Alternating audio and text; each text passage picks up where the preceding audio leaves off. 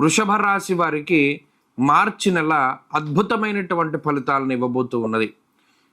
ఈ రాశి వారికి లాభస్థాన స్థిత రాహువు, శుక్రుడు, బుధుడు, అలాగే ఈ మాసంలో రవి దశమంలోను, ఆ తదుపరి ఏకాదశంలోను, మాసాంతంలో శనేశ్వరుడు ఏకాదశ స్థానమందు, చంద్రుడు ఏకాదశ స్థానమందు, దాదాపుగా గోచార రీత్యా 70 నుండి 80% వరకు గ్రహాలన్నీ యోగించేటువంటి స్థితిలో వృషభ రాశి వారు ఉన్నారు.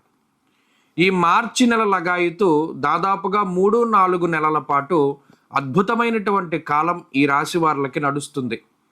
ప్రత్యేకించి లాభస్థాన స్థిత గ్రహాలుగా ఏవైతే ఉన్నాయో, అలాగే రవి కానీ, శని కానీ, రాహువు కానీ, ఈ 3 నైసర్గిక పాపగ్రహాలు కూడా లాభస్థానంలో ఉండడం వల్ల ఊహించినటువంటి అవకాశాలు, గతంలో కోల్పోయినటువంటి అవకాశాలు, లేదా ఎప్పటి నుండో ఎదురు చూస్తూ ఉన్నటువంటి ఫలితాలు, ఇవన్నీ కూడా ఆకస్మికంగా సంభవించేటువంటి పరిస్థితులు వృషభ రాశి వారికి ఉంటాయి.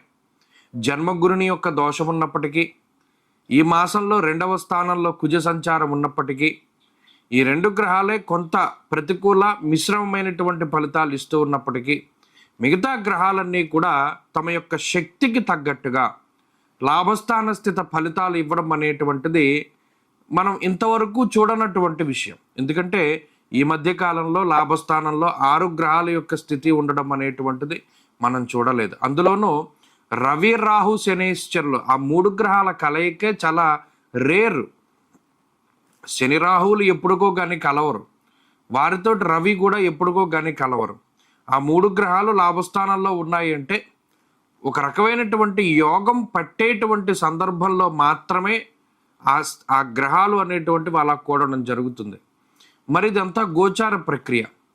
ఈ గోచారంలో 70-80% చాలా బలవత్తరమైనటువంటి శుభ ఫలితాలు వస్తూ ఉన్నప్పుడు, జాతకంలో దశాంతర దశలు కూడా బాగుంటే వృషభ రాశి వారికి నిజంగా లక్ష్మీ యోగం పట్టినట్టే లెక్క. ఎందుకంటే లాభస్థానమందు ఉన్నటువంటి రాహుగ్రహం గోవా జిగజి సంఘానాం క్షీరాన్నాది సుభోజనం అన్నది శాస్త్రం. అలాగే లాభస్థానమందు ఉన్నటువంటి రవిగ్రహం కూడా అర్ధంచ స్వకులాచార గృహే నిత్యోత్సవ శుభం అన్నారు. ధనధాన్యాభివృద్ధించ అన్నారు. ఇక్కడ ఎటు చూసినా ఆర్థికాభివృద్ధిని ప్రధానంగా ప్రస్తావన చేస్తూ వచ్చారు ఋషులు.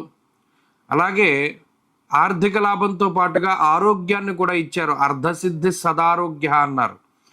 అలాగే శుభ కార్యక్రమాలు జరుగుతాయి అని చెప్పి ఎక్కువగా చెప్పారు. ఎందుకంటే మనం ఏదైనా సంకల్పం చెప్పినప్పుడు ఏం చెప్తాము, నవగ్రహాలన్నీ కూడా శుభ ఏకాదశ ఫలావాప్యర్థం అనేటువంటి సంకల్పం చెప్తారు. మీరు గమనిస్తే అంటే ఈ గ్రహాలు ఏమైనా దోషపూరితమైనటువంటి స్థానాల్లో ఉన్నా ఏకాదశ స్థాన స్థిత ఫలితాలని పలానా వాళ్ళకి ఇచ్చుగాక అనేటువంటి సంకల్పం చెప్తారు. మరి నిజానికి అలాంటి ఫలితమే మనకి ఈ వృషభ రాశి వారికి వస్తుంది. కాబట్టి ఎటు చూసుకున్నా వీరికి ఆయా రంగాల్లో ఎదుగుదల అనేటువంటిది గోచరిస్తుంది. అంతేకాక ఆర్థిక ఆరోగ్యాభివృద్ధి, శుభ కార్యక్రమాలు జరగడం, ఉన్నత ఉద్యోగ ప్రాప్తి, ఉన్నత అధికార పదవీయోగ ప్రాప్తి, ఉద్యోగమందు ప్రమోషన్లు, లేదా ఆశించినటువంటి చోటికి ట్రాన్స్ఫర్లు, లేదా సంతానోత్పత్తి జరగడము, వంశాభివృద్ధి జరగడం ఇత్యాది విషయాలన్నీ కూడా ఈ రాశి వారిలో జరగడానికి అవకాశం ఉన్నది.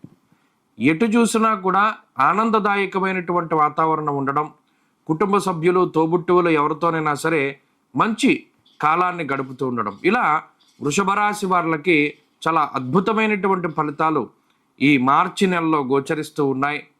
కాబట్టి అన్ని విధాలుగా కూడా ఇది చాలా గొప్ప మాసము. మనం ఎంత చెప్పుకున్నా ఈ మాటలే మనకి వస్తూ ఉంటాయి. కాబట్టి ఈ ఫలితాలను చక్కగా అనుభవించండి. భగవంతుడు ఇచ్చినటువంటి శుభ ఫలితాలని, మరిన్ని అనుకూలమైనటువంటి ఫలితాల కోసం దక్షిణామూర్తి యొక్క ఆరాధన ప్రతి గురువారం నాడు శనగలు ప్రసాదం కింద చేసి ఏదైనా దేవాలయంలో మీరే స్వయంగా పంచిపెట్టండి. ఉద్యోగంలో వచ్చినటువంటి ఇబ్బందులు తొలగిపోతాయి. ప్రతి గురువారం మేధా దక్షిణామూర్తి స్తోత్రాన్ని పారాయణ చేసి వీలున్నంత సమయాన్ని మౌనంగా గడపండి.